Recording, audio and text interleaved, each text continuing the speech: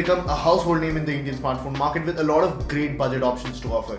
Today we're talking about one such device. Hey, this is Srihari from Mr. Phone and this is our full review of the Oppo A83.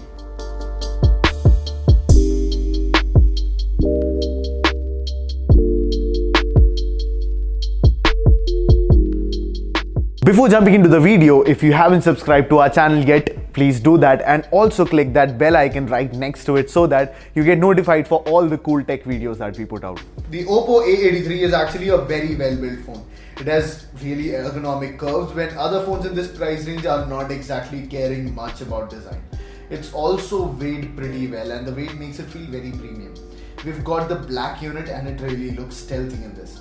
The buttons are also fairly well built with the power button on the right, the volume rockers on the left. Now on the bottom you have a micro USB port along with a single speaker grill, and on the top sits a headphone jack.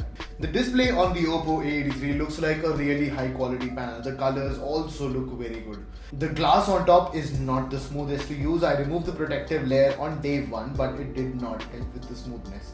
The tall aspect ratio of 18:9 lets you view movies in ultra wide with less black bars on top and bottom. YouTube also gives you the option to pinch out to stretch the video to an 18:9 aspect ratio.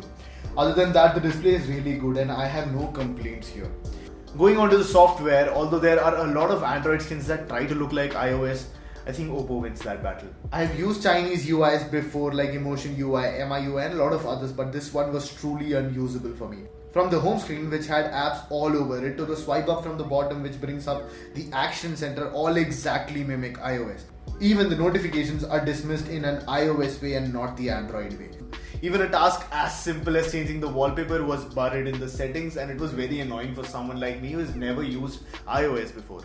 Now, if you're not so much of an ardent Android fan, then you might just enjoy using it. Icons are pretty colorful and funky looking. The settings also has a lot of cool features like a special security tab for a lot of permissions, app locks, payment app protections, floating windows for a few apps. You also get gesture controls and a lot of options in that where you can customize the gestures. You also have a gaming do not disturb mode for those uninterrupted gaming hours.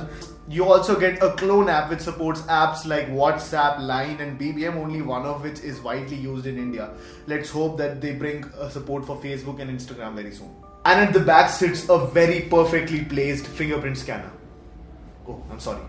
And at the front sits a very comfortably placed fingerprint scanner. Wait, what?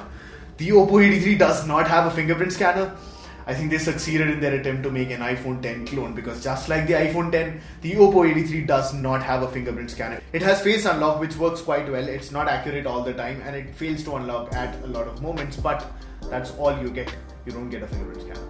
Now let's talk about the performance of the Oppo A83. The A83 has a MediaTek Helio P23 chipset, which is an octa-core chipset, clocked at 2.3 GHz, having a Cortex A53 core. Now what all this gibberish translates to is a smooth day-to-day performance. Now you won't be able to play heavy games on this thing, but everyday performance is not going to be a problem.